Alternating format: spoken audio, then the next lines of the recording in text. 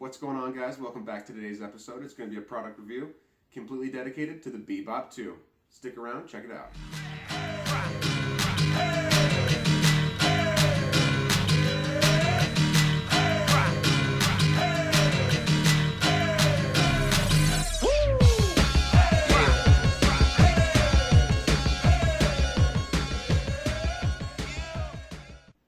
Alright guys, so when I was drone shopping, I had the option between the DJI lineup, okay, the Phantom and the Mavic, along with the Autel X-Star Premium. And I also had the Parrot Bebop 2. One of the things that drew me to the Bebop series was the fact that my coworker had the Parrot Bebop 1, and he absolutely abused this thing. He would fly it straight into a wall, he would crash it out of the sky at 30 feet, and somehow, someway, it was still flying. Granted, the entire chassis of it was broken and shattered, but it was still flying. I mean, he could still fly it around, and the camera still worked and all that stuff. I mean, he had multiple engine failures all the time, and it would still fly and run. So that's one thing that really turned me on about the whole Bebop series, was the fact that this drone is extremely durable, right? If you were to fly a Phantom into a wall, you think that it would just be fine and bounce back? No, okay? You'd probably have to take it in and get it fixed because everything on it would have been broken or exploded. I even took this drone and flew into a tree the first flight and dropped it out of the sky at 30 feet and honestly had a minor damage. Granted, there was still things that were broken with it, like the feet kind of broke off, certain things like that. I kind of bent the engine shaft, whatever, but it still works great. I actually got it completely repaired, bought the parts on Amazon, and repaired it. I bought a repair kit for it, and you can do this all at home. You can even take this whole drone apart, put it back together all by yourself. Okay, every part that is on this thing is offered by Parrot, and they will ship it to you, and you can do it yourself. So that's one thing that I really like about it, is that you don't have to wait forever for DJI to fix your drone, right? You can do it yourself, especially when you crash it, because you will crash it. And that's one thing that really turned me on about this, was that it's extremely durable.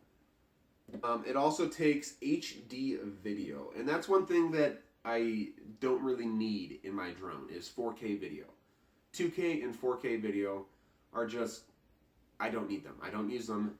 My current camera doesn't use 4K. My GoPros don't use 4K. I only shoot in 1080p HD. So when it came to the camera decision on my drone, this is totally good. It's got a 14 megapixel camera and it shoots in 1080p. And as you'll see in the footage, it's not that bad. People always complain about it and say, oh, the camera on the Parrot is trash. Guys, it's not trash. I will stand up for this camera any day of the week. Full 1080p HD. Not that bad, okay? Granted, yeah, 4K is nice, but you need a TV or device that will show 4K to even get 4K. You can't just shoot it on your camera and then expect somebody to watch it if they don't have a 4K compatible TV, right? So 1080p is just fine for me. The flight time on the drone is actually 25 minutes labeled. I usually only get about 22 to 23 minutes on my battery, but that's still great, okay? 20 minutes of flight time on any drone is pretty remarkable. It's also got a GPS sensor in it, along with a sonar sensor, okay? So it'll shoot down a sonar very similar to all the other advanced drones, and it just tells it where the ground is, okay? And so it doesn't crash the ground whenever it's flying regularly, right? If you take your hand and put it underneath it, it'll fly up and it'll avoid your hand, okay? It doesn't have any obstacle avoidance besides that kind of sensor on the bottom. There's no forward sensor, so you will crash it into trees. It's also got a return to home feature that comes with the GPS, and it's in the sky, when it's like windy or whatever, it's got that spot lock feature, so it can just hover in the sky. You don't have to worry about controlling it or whatever. You can take your hands off the sticks, and it'll just stay in the sky. That's one thing that I really like about this drone that all the other advanced drones have as well, is that feature. So it also comes with the app a flight plan, waypoints, follow me feature, So with all that being said, let's go ahead and delve right into the app. Alright guys, here we are. We got the tablet opened up on the Sky controller. We'll just kind of give you a little rundown of the app here. We're not going to get too in-depth. It's pretty user-friendly, and you just got to kind of jump on into it and get it using. But for the most part, we'll kind of go over it. On the left side here is the flight plan. As you can see, I have yet to buy it. It also comes with the Follow Me feature. You can do your waypoints. You can set flight plans and all that stuff in there. I am going to purchase that. I just haven't done it yet. Up on the top, you can see the update, my storage on board the drone that I have left. I have 5.3 gigs left. There's a total of 8 gigs, so it's not a lot, but you can transfer it all to your computer or your cell phone or any of that stuff. As you can see, the drone battery is right there, my Wi-Fi signal, and if I have my Sky controller connected to my device, which I do not, that would be green. Let's get on into the flight modes here. All you got to do is just hit that little button and it'll take you into the flight mode. There it goes. Come on. There we go. And as you can see, it pops right up and you're ready to fly. All you got to do is press the takeoff button there and she gets going. Let's kind of go into the settings here and see what we got. We got piloting right here. You can change kind of how you want the device that you're using to control the drone. You can go normal, ace, or joypad. I have it on joypad just because that's easiest. That's a regular drone kind of handling. You can change the max tilt speed, max vertical speed, and max rotation speed. All these are all just little bars here that you can go up and down with. So it's pretty adjustable, pretty user friendly. We've also got positioning, return to home. In this one, you can do max altitude, max distance. It goes up to 2,000 meters and a max altitude of 150 meters. The return to home function, I have it set at 24 seconds.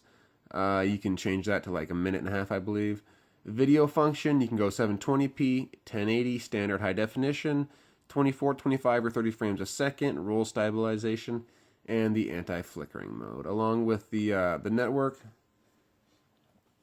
With the network function, you can come in here and you can manually select any of your frequencies that you want from the Wi-Fi, or you can just have it set to auto, which is what the majority of us do, and that's just easiest.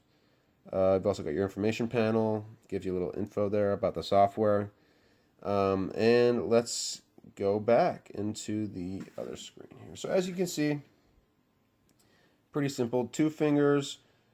Scrolls the camera up and down. It does have a 3 gimbal access within the drone there. So there's a couple different features that you can access. With that being said, let's get her outside and see what she can do. Alright guys, as you can see, the drone takes off pretty easily. All you gotta do is just touch the takeoff button on the remote there, and she takes off and automatically goes to about 8 to 10 feet and just hovers, and then it waits for you to take over. Pretty simple takeoff. I've never had any issues with it. No crashes, no bad takeoffs or whatever. It also is a pretty maneuverable little drone. Right there's a little left-right shake, and she handles pretty well in the sky. Very responsive. Here's a little orbit for you, left-right. And it's a very smooth drone, even in higher winds. The ability for it to handle higher winds is a plus for me. I mean, even on this day, it was about 25 mile an hour winds with 30 mile an hour gusts, and she handles it pretty good. As you can see there was a little shake of the drone, but it shakes it off, and it has good video quality, even with that high wind. And even with the speed, I have the settings turned way down here because the ability to get good quality footage goes way down. As any of you guys know, in order to get better quality footage, you have to do things slow. Slow turns, slow orbit, slow speed. But it's very easy to control. Makes very quick moves, very responsive moves, and it's a very agile little drone. And it works nice in the sky. Even when it's stopping and starting, the sway on it is very minimal. It's got a very strong brake to it and very quick response when trying to handle it in the sky. And even when you're trying to land, it's got a very softer landing than the Bebop one. I've never experienced a bad landing or a crash when trying to land. And all you got to do is just touch the button, and she just falls out of the sky and senses the ground with that sonar and lands very nicely. Even with the video, it shoots in 1080 HD, which is everything that I need. It's extremely stable in the sky. It's got a 3-axis stabilization system, so even in higher winds, it's a very smooth and steady video feed. It's got a 14 megapixel camera with a fisheye lens, so it works well in low light because it picks up a lot of stuff. And even in higher winds, it's got a very stable platform to film on. And the controller, this thing is big. A lot of people complain about it, but it's nice and I like it. It comes with that neck strap, so that helps when you're in 15 minutes of flight, and you can just take your hands off the controller and let it rest on your stomach. You can use your phone or tablet to control the aircraft. It also works off a Wi-Fi signal with the phone, so it's not like a separate house Wi-Fi or anything like that. It just works with the device. With the phone, it'll go to about 30 meters in the sky and 3,000 meters in distance. The Sky Controller's got a much better connection and live feed, which is the main reason that I got this package. But if you're going to use the drone in busier areas like towns and high traffic areas with Wi-Fi signals, then you're going to have some interference, especially with extended distance. With that being said, I'll be finishing this video with a little montage I put together. I hope you guys enjoy. Be sure to like, comment, and subscribe if you have not. Thank you so much for watching, and I hope you guys have a great day.